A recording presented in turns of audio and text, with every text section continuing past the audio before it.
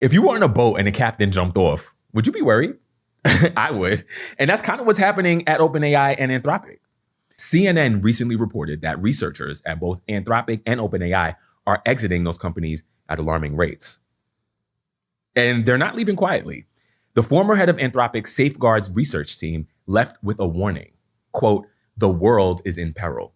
A researcher from OpenAI echoed that, revealing that AI has what they called, quote, "a potential for manipulating users in ways we don't have the tools to understand, let alone prevent," end quote.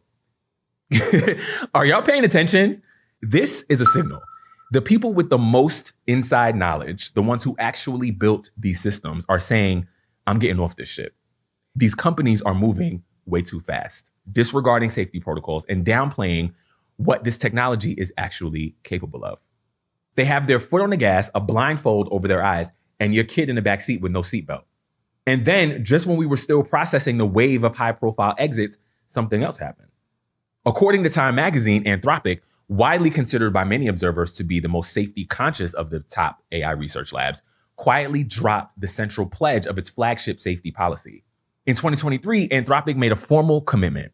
They would never train an AI system unless they could guarantee in advance that their safety measures were adequate. That was the line in the sand that they drew. That was the promise. Now that promise is gone.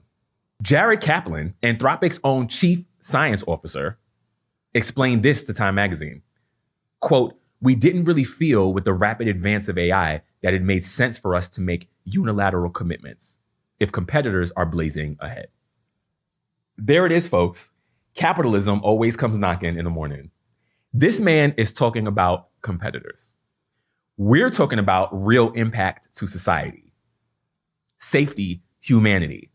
He's talking about competitors. The leaders of these companies are in a race to capture market share, and they are willing to move the safety goalposts to stay in the lead, even at the expense of the rest of us, it seems. That's the part I want you to pay attention to more. There's a pattern here. Every time a technology becomes too powerful and too profitable, safety becomes negotiable. Nuclear energy, social media, and now AI. The difference is speed. We used to get decades or at least a couple years to course correct, or at the very least acknowledge that there was a problem. Now, at most, we get a few months. So I don't want to be alarmist, but I do want to keep it real. This is the companies themselves telling us through their own actions that something has shifted, and not necessarily in our favor. And here's some additional context that could help.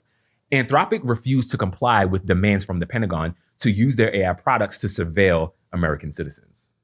They refused and were effectively blacklisted from government contracts. OpenAI stepped right into the space and said yes. OpenAI took the deal. And in doing so, they made their position very clear. The US government's requests come before their users' rights.